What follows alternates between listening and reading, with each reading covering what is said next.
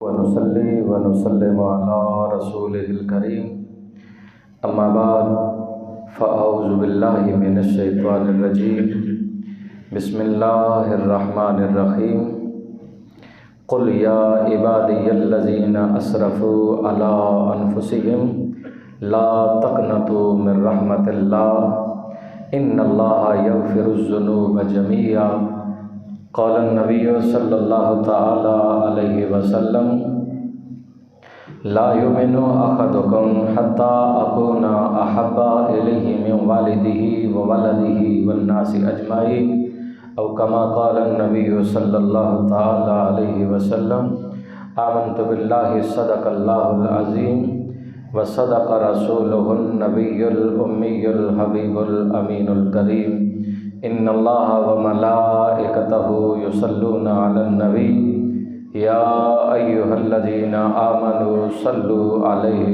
وسلموا تسليما الصلاة والسلام عليك يا سيدي يا رسول الله وعلى آلك وأصحابك يا حبيب الله الصلاة والسلام عليك يا سيدي يا رسول الله وعلى آلك وأصحابك يا خاتم النبيين الصلاة والسلام عليك يا سيدي يا رسول الله وعلى آلك وأصحابك يا رحمة للعالمين بعد حمد و ثنا نبی پاک صلی اللہ تعالیٰ علیہ وسلم کی بارگاہ اقدس کے اندر ہدیہ درود و سلام کا نذرانہ عقیدت پیش کرنے کے بعد دعا ہے اللہ تعالیٰ میری اور آپ کی حاضری قبول فرمائے، مالک زندہ رکھے تو ایمان سے، جب موت آئے تو پھر بھی خاتمہ بالخیر فرمائے۔ اور اکثر اللہ کے حضور یہ دعا مانگتا رہا کریں، فتنوں کا دور ہے، اگر بندے کے پاس ایمان محفوظ ہے تو اسے بہت بڑی نعمت مل گئی ہے، اگر ایمان نہ رہا تو پھر اعمال کا کوئی فائدہ نہیں۔ اس لیے ہر وقت اللہ کے حضور دعا کرتے رہا کریں کہ مالک زندگی بھی دینا تو ایمان والی اور موت بھی دینا تو ایمان والی۔ اللہ تعالیٰ مجھے اور آپ کو زندگی دے تو وہ بھی عزت ایمان والی، اور موت دے تو وہ بھی ایمان والی۔ حضرت ابو ہریرہ رضی اللہ تعالیٰ عنہ راوی ہیں، مسلم شریف کی حدیث ہے کہ بندہ مومن کو نیک اعمال کرنے میں جلدی کرنی چاہیے، نیک اعمال کرنے میں جلدی کرنی چاہیے۔ آج جو موقع، جو صحت اس نے دیا ہوا ہے، اس سے موقع غنیمت سمجھتے ہوئے بندے کو نیک اعمال کرنے میں جلدی کر لینی چاہیے۔ کل کا پتہ نہیں، دنیا داری میں جو ہمیں سبق دیا گیا، یاد کروایا گیا، وہ یہی ہے کہ آج کا کام کل پہ نہ چھوڑیں، لیکن جب باری آتی ہے آخرت کی، دین کی، تو ہمیں جواب ایک ہی ملتا ہے، انشاءاللہ کل سے پوری 5 ہے۔ اے بابا جو 2 رہ گئی ہیں آج کی وہ پڑھ لے، شاید تیری زندگی کی آخری ہی 2 ہوں، کل کس کو پتا ہے۔ لیکن بدقسمتی فتنوں کا دور ہے، دن بدن فتنے بڑھتے جا رہے ہیں، ایمان کو محفوظ رکھنا بہت بڑا امتحان ہوگا۔ کیوں؟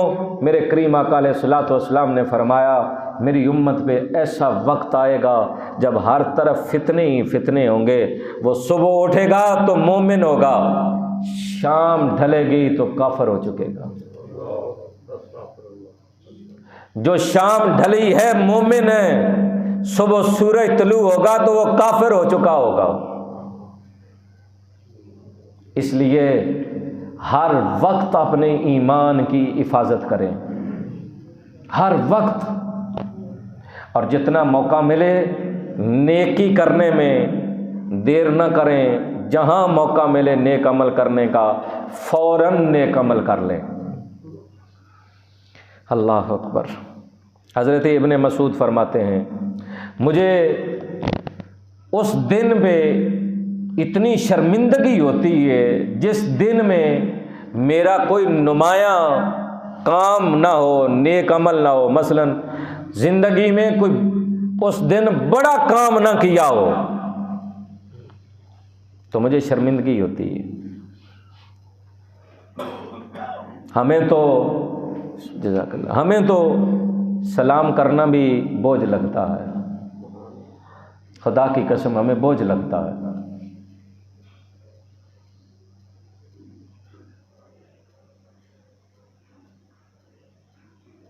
اور جو کرتے ہیں وہ بھی سلامتی کی دعا کم دیتے ہیں، بد دعا زیادہ دیتے ہیں۔ السلام علیکم،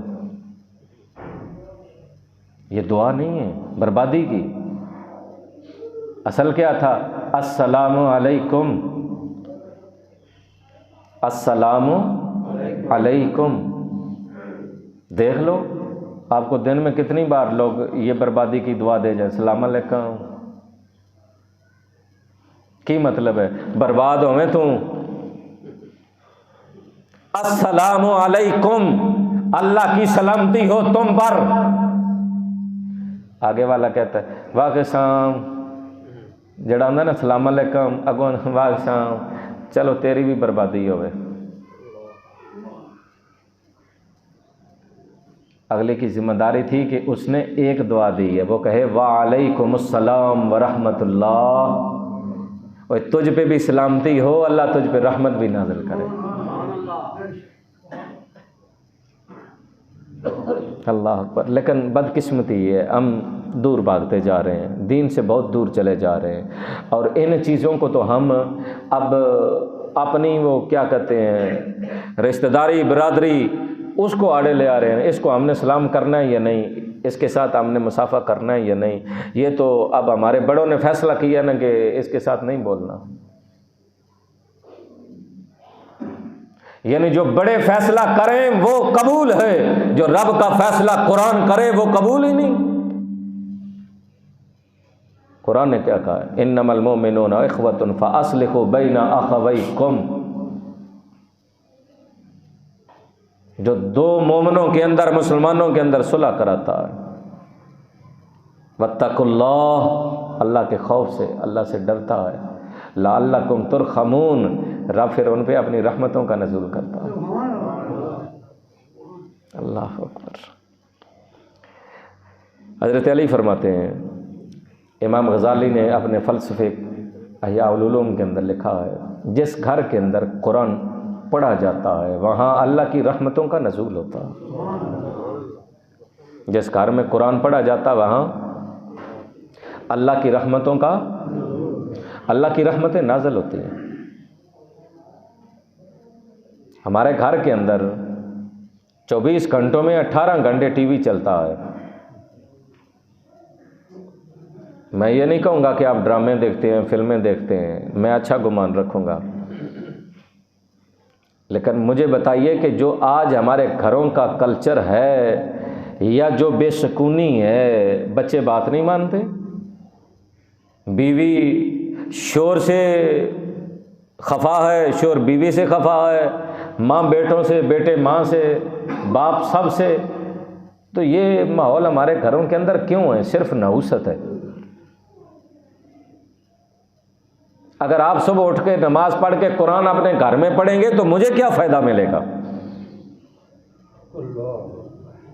قرآن تو آپ نے اپنے گھر میں پڑھنا ہے، جزاک اللہ، اپنے گھر میں پڑھنا ہے، تو فائدہ کیا ہونا ہے؟ قرآن جہاں پڑھا جاتا ہے آپ فرماتے ہیں وہاں رحمتیں نازل ہوتی ہیں، شیاطین وہاں سے بھاگتے ہیں۔ تو جس گھر میں شیاطین کا ڈیرا ہوتا ہے پھر وہاں بچے بات نہیں مانتے، بات بات پہ الجھ پڑتے ہیں، بات چھوٹی ہوتی ہے بڑھ بہت جاتی ہے۔ وجہ کیا ہے؟ نحوست ہے، بے برکتی ہے، بے سکونی ہے۔ جن چیزوں سے سکون آنا ہے وہ ہمارے گھروں میں نہیں ہے۔ پھر دوسری بات، کلکم رائن کلکم مسئول عن رعایتہ او کما قال النبی صلی اللہ علیہ وسلم۔ میرے کریم آقا علیہ الصلوۃ والسلام نے فرمایا کہ ہر ایک نگہبان ہے اپنی رعایا کا، اور جو نگہبان ہوگا اسے سوال کیا جائے گا۔ باپ گھر کا سربراہ ہے، باپ گھر کا سربراہ ہے۔ بیوی، بچے، بچیاں، بہو، نواسے، نواسیاں جتنی اس فیملی کے اندر ہیں، ان سب کا سربراہ وہ باپ ہے۔ کل قیامت کے دن اسے پوچھا جائے گا کہ جناب صرف ابا بننا کافی نہیں تھا، اپنے بچوں کو کتنا دین کی طرف راغب کیا، کتنا قرآن سکھایا، کتنے معاملات کیے۔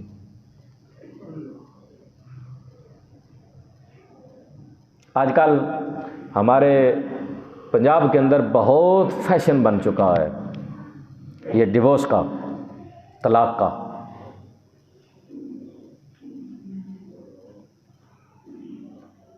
میں سمجھتا ہوں کہ اس کے اندر قصور کس کا ہے؟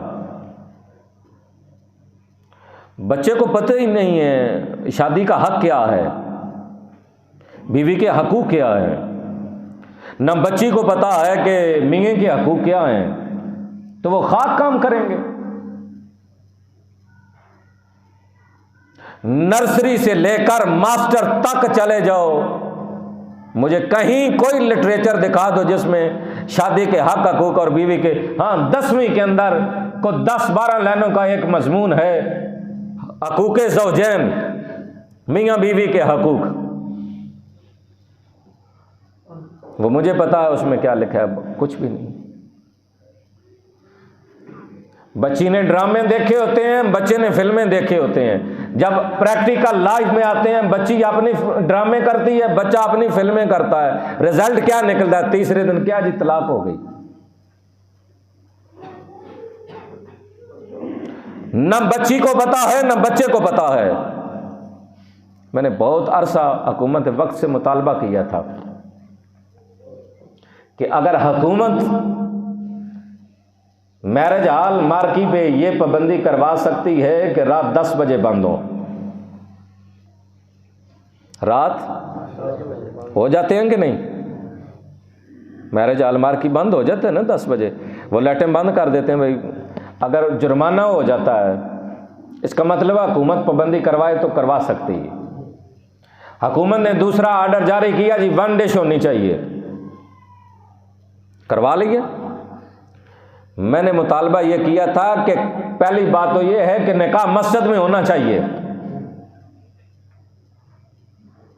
چلو دوستوں نے کہا ہمارا ناک نہیں رہتا، تو رشتہ داروں کو روٹی نہ کھلائیں، تو انہوں نے کہا چلو اونچا کر لیں۔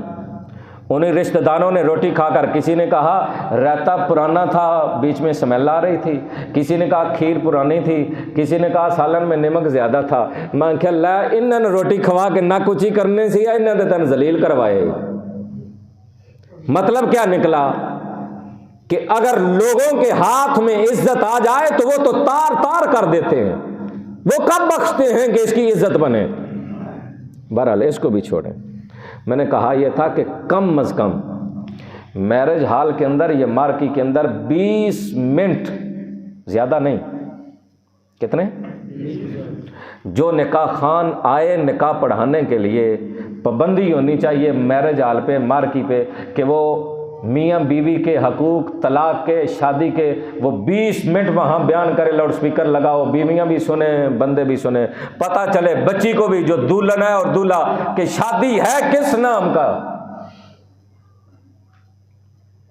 ہماری بدقسمتی ہے کہ آج ہمارے بچوں تک یہ چیزیں پہنچ ہی نہیں رہی۔ دوسرا دن تیسرا دن پتہ چلتا ہے گھر برباد ہو گیا۔ نہ کوئی باپ چاہتا ہے میری بیٹی کا گھر برباد ہو، نہ کوئی باپ چاہتا ہے میرے بیٹے کا گھر برباد ہو، لیکن وجہ کیا ہے؟ کیونکہ وہ معاملات ہی نہیں انہیں پتہ۔ اس لیے اپنے بچوں کو دین سکھاؤ، قرآن سکھاؤ۔ جہاں اتنی محنت کرتے ہیں نا بچے بچیوں کو اسکول کی، میں اکثر کہا کرتا ہوں مجھے اس سے کوئی اعتراض نہیں، لیکن اگر اللہ نے اتنا ہی پوچھ لیا، بچی کو تو نے بی اے کروایا تھا، کیا بچی کو قرآن بھی ساتھ پڑھایا؟ تو اس کا جواب میں نے نہیں، آپ نے دینا ہے۔ بچہ ماسٹر کر گیا، ڈگری ہولڈر ہے جی، تو کیا اس نے قرآن بھی سیکھا ہے؟ اس کو تو قرآن اتنا ہی نہیں آتا کہ یہ اپنی 5 نمازیں پڑھ سکے۔ یار ہم نے تو ساری زندگی ایک ہی سورت پڑھی ہے، قل هو اللہ احد اللہ الصمد لم یلد ولم یولد ولم یکن لہ کفوا۔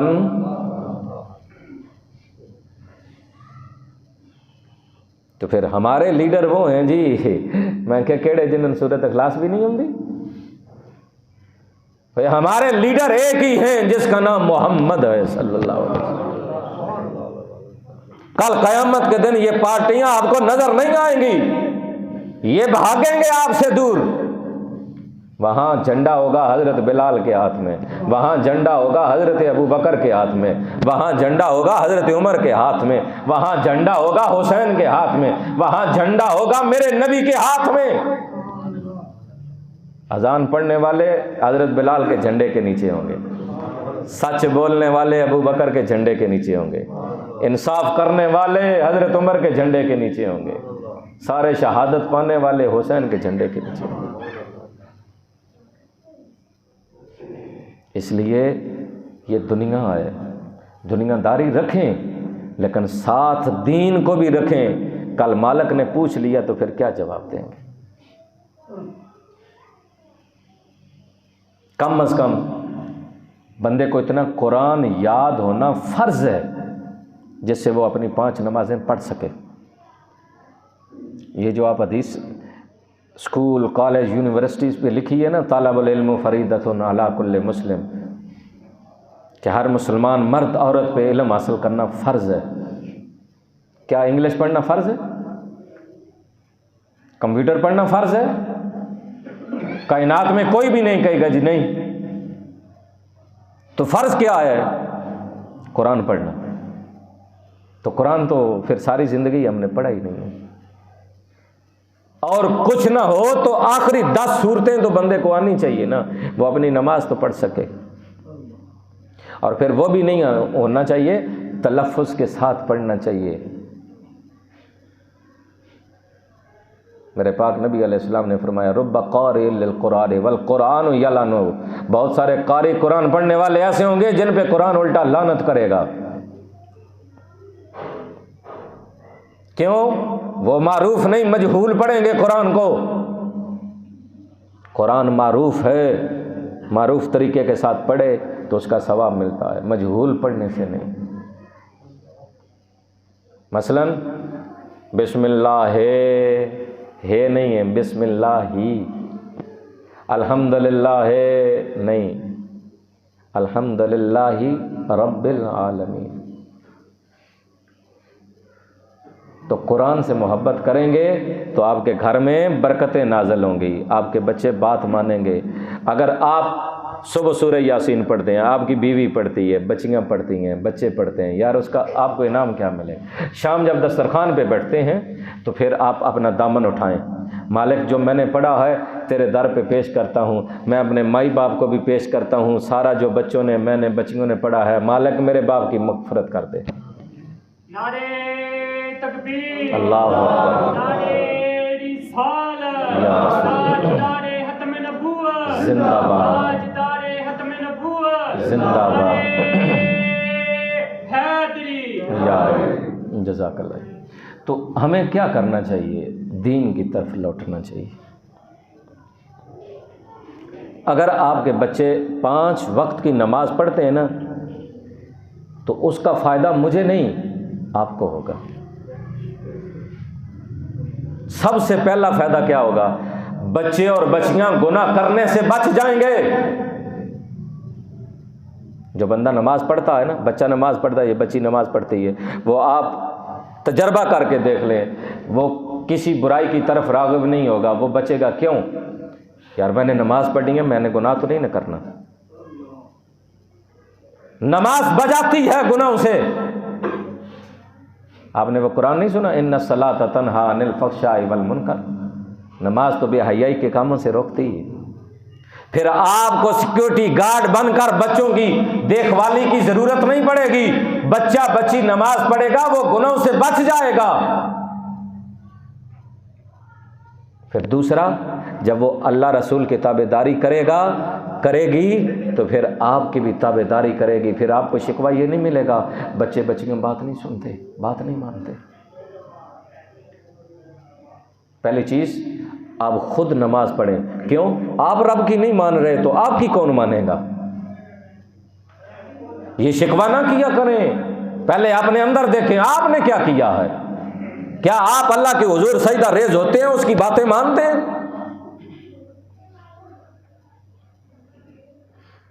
میں نے پہلے کیا، ہم نے تو سنت کو بھی چھوڑ دیا ہے۔ سیاست بیچ میں آ گئی، برادری بیچ میں آ گئی، ناک بیچ میں آ گئی۔ اللہ اکبر۔ تو جہاں قرآن پڑھا جاتا ہے وہاں اللہ کی رحمتوں کا نزول ہوتا ہے۔ میرے کریم آقا علیہ الصلوۃ والسلام چٹائی پہ لیٹے، کھجور کی بنی ہوئی ہے، آپ توجہ میری طرف رکھیں، کھجور کی چٹائی بنی ہے، حضور اس پہ آرام کر رہے ہیں۔ نبی ہیں، آخر الزمان ہیں، کل کائنات کے نبی ہیں، تو کھجور کی بنی ہوئی چٹائی اس پہ آرام کر رہے ہیں۔ ہمارے ہاں تو نرم بستر نہ ہو تو نیند نہیں آتی۔ تو 45 سال کی عمر میں ہی پتہ لگتا ہے کمر میں درد ہو گئی ہے۔ کیا ہوگا جی؟ ڈاکٹر نے کہا مورے خراب ہو گئے۔ خدا کی قسم، ہم نے سنتوں سے کنارہ کیا تو بیماریوں کو گلے لگا لیا۔ ڈاکٹر نے کہا صبح اٹھو برش کرو، شام سونے لگو برش کرو، کیا ہوا؟ دانت خراب نہیں ہوں گے۔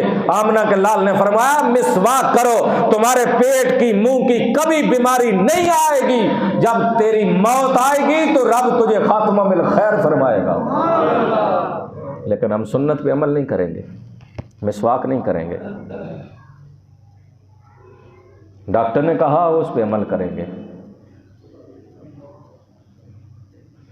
برش نے بھی وہی کام کرنا ہے، مسواک نے بھی وہی کرنا ہے، لیکن انعام کیا مل رہا ہے؟ نہ منہ کی کبھی بیماری لگے گی، نہ کبھی پیٹ کی بیماری لگے گی۔ اور سب سے جو خطرناک موڑ آتا ہے نا انسان کی زندگی میں، یعنی زندگی ختم ہوتی ہے تو موت آتی ہے۔ موت کے وقت شیطان بے ایمان آ کے بندے کو پتہ نہیں کیا کیا کہتا ہے، اس وقت بڑے بڑے بے ایمان مر جاتے ہیں۔ تو میرے کریم آقا علیہ الصلوۃ والسلام نے گارنٹی دی، جو میری اس سنت پہ عمل کرے گا نا، مسواک میں، میرا رب مرتے ہوئے اسے ایمان کی دولت نصیب فرمائے گا۔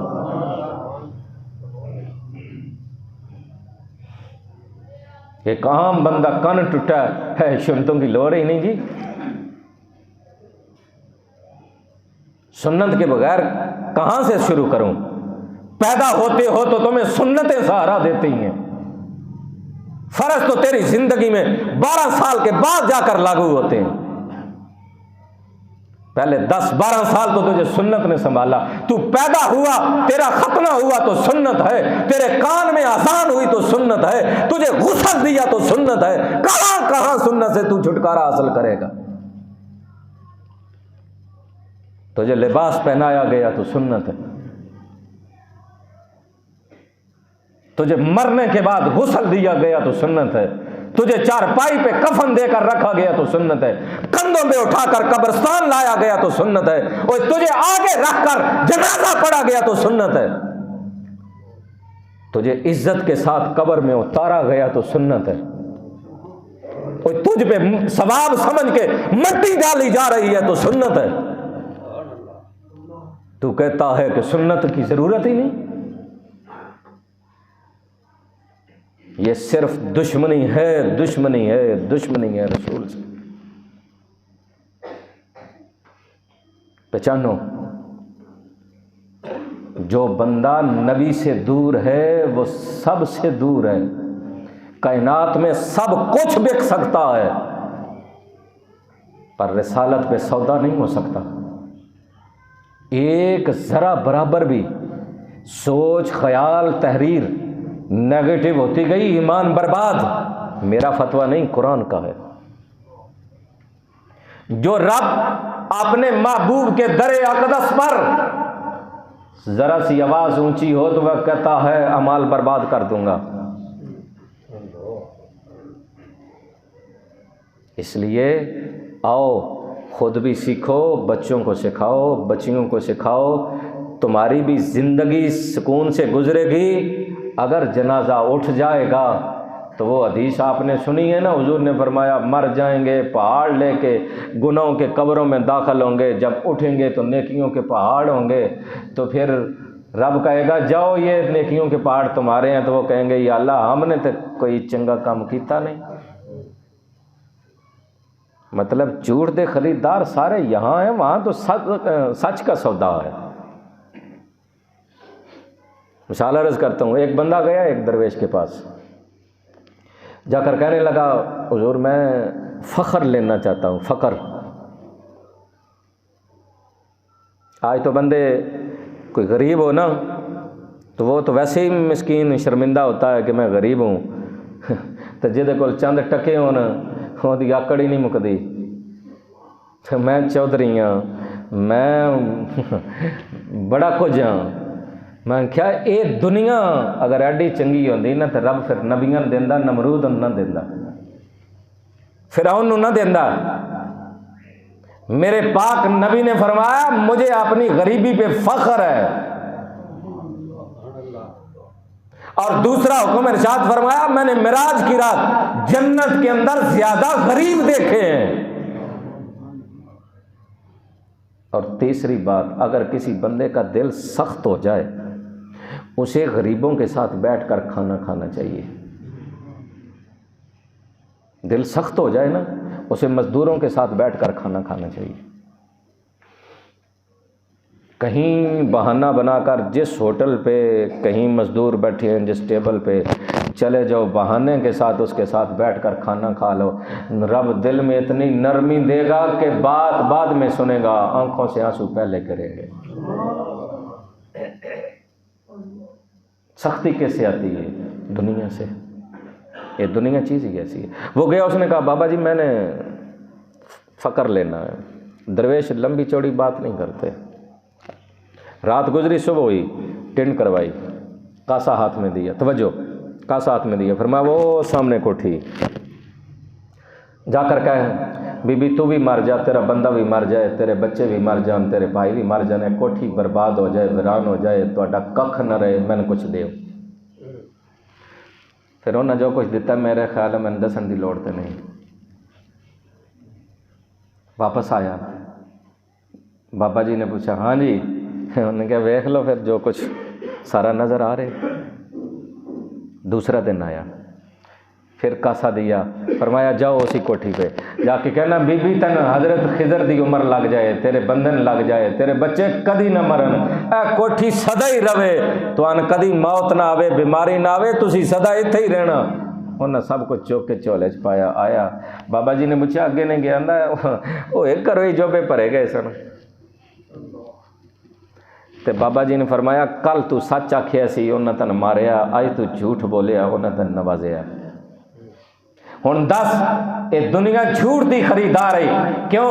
قرآن اندہ کل من علیہا فان، اس بی بی بھی مر جانا، او دے بندے بھی مر جانا، بچیاں بھی مر جانا، کوٹھی برباد ہو جانی ہے، ککھ نہیں رہنا، قرآن اندہ سارے ٹر جانا، لیکن او تو سچ آکھیا انہیں تن ماریا ہے، دوجا دن جا کے تو جھوٹ بولیا، تسی بھی اتھے ہی رہو، موت نہ آوے، اے کدی ہو نہیں سکتا، جڑا آوے انہوں موت نہ آوے، انہیں مرنا ہے، لیکن تو جھوٹ بولیا ہے، انہیں تن نوازیا ہے، اور دس ہے ان جھوٹ دا فقر لینے یا سچ دا فقر لینے۔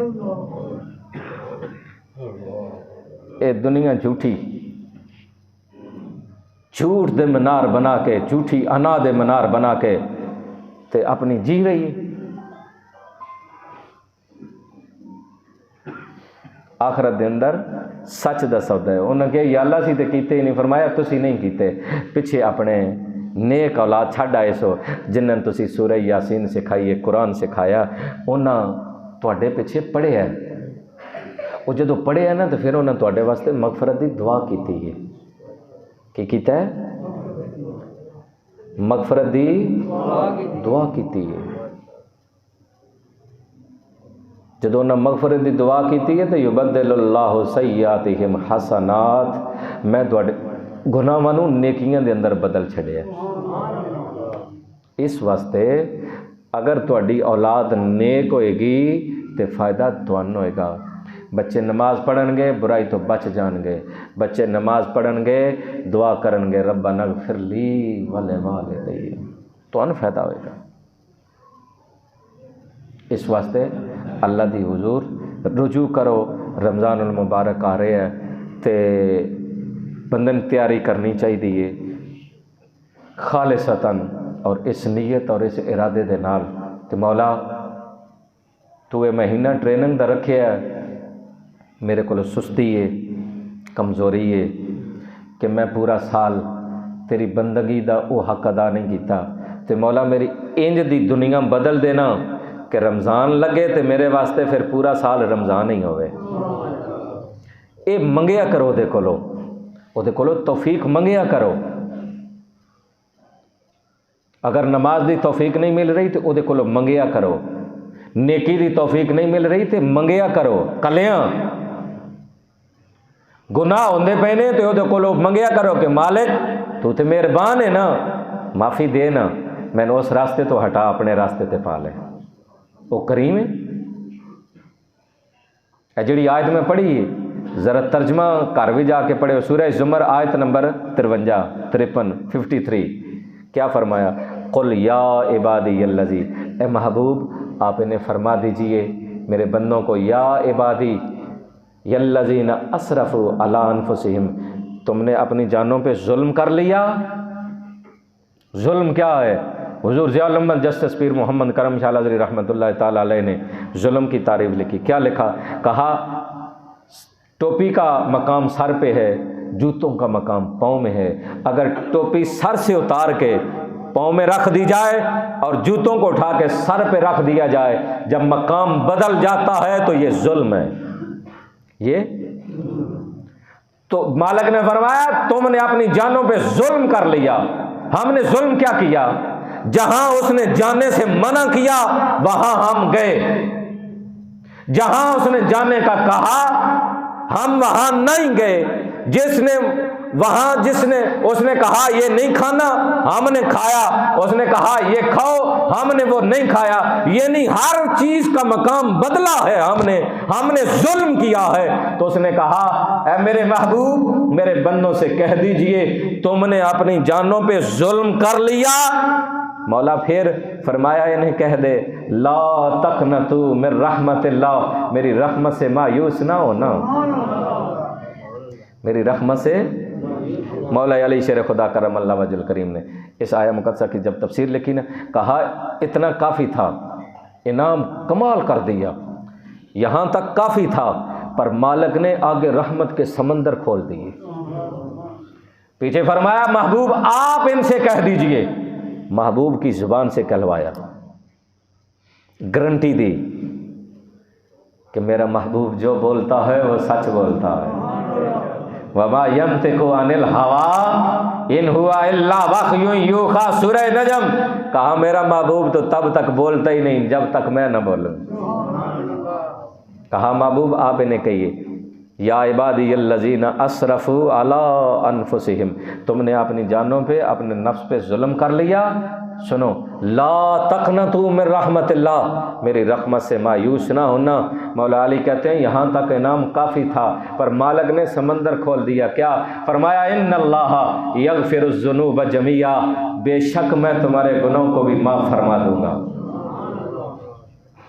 یہ مالک کی مہربانی ہے۔ اللہ اکبر۔ اللہ تعالیٰ میں نے تو عمل دی توفیق عطا فرمائے اور تیاری کرن دی توفیق عطا فرمائے۔ اللہ سب نو رمضان المبارک جو آ رہا ہے وہ نصیب فرمائے۔ آمین ثم آمین۔ وآخر دعوانا الحمدللہ رب العالمین۔